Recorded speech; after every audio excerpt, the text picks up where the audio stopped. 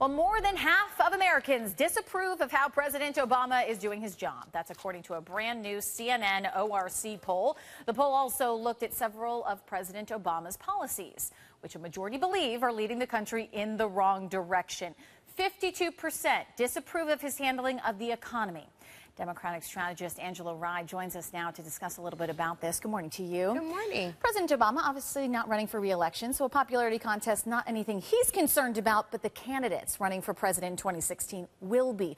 Expecting not a lot of these Democrats will be saying his name in any of their stump speeches. Do you agree? Oh, I expect they'll absolutely be saying his name. Really? 100%. Why do you think? Let me tell you why. When I realized we were talking about this, I wanted to see what his poll numbers were when he was running for re-election. So in July of 2012, 46.8% of Americans didn't approve of his job performance.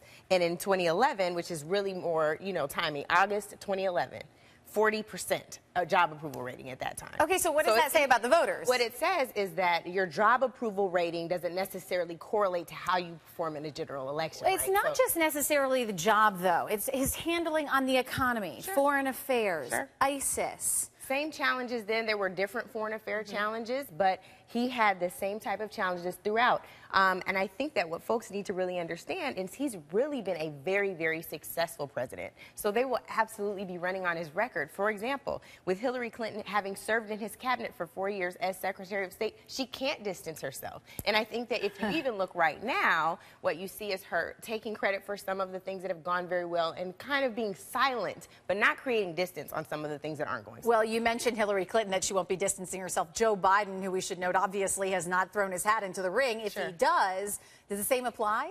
Well, I do think the same applies, especially because Joe Biden is clearly very much a loyalist. I think Hillary Clinton is very much the same thing, but he really can't get away from it. 2 terms as the vice president, there's no way around it. I think one thing that's interesting now is, according to a Quinnipiac poll yesterday, Joe Biden is now doing better than Hillary Clinton in some key battleground states. There's Pennsylvania, Florida, and Ohio.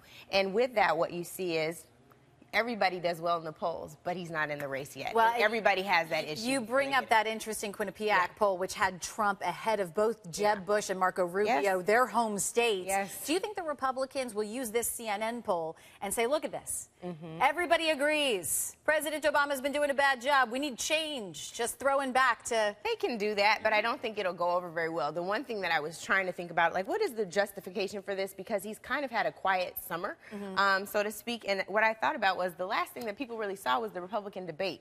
The one thing that we can always give the Republican candidates and their overall operation credit for. Wait, the last thing people saw was the Republican debate. It's the most watched Republican debate That's what I'm saying. So when you think about how that would shape American opinions on how President Obama is doing, think about how many times his name came up. And it wasn't positive. It was the Republican primary debate. Real quick, before we go, we do have to get to Hillary Clinton and the email scandal. A federal judge saying she violated government policy. She insists she did nothing illegal by keeping these official emails on a private server. How much do you think this will hurt her? How far do you think this will go? Well, the one thing that I've been really struggling with is how interesting it is to me, that this whole thing came about because of this Benghazi. This special committee stood up in Congress for the Benghazi issue and the challenges there, the fact that there were lives lost and under her watch as Secretary of State.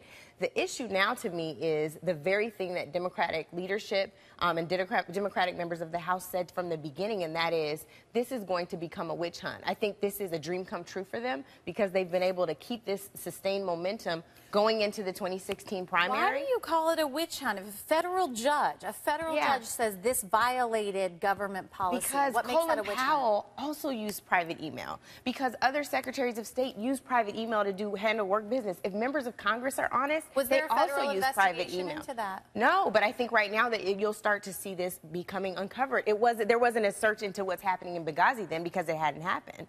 So I think it's really interesting. We are running out of time. I could keep you here for another half hour. Angela Rye, though, thank you for being with us. I do appreciate it. It's a pleasure.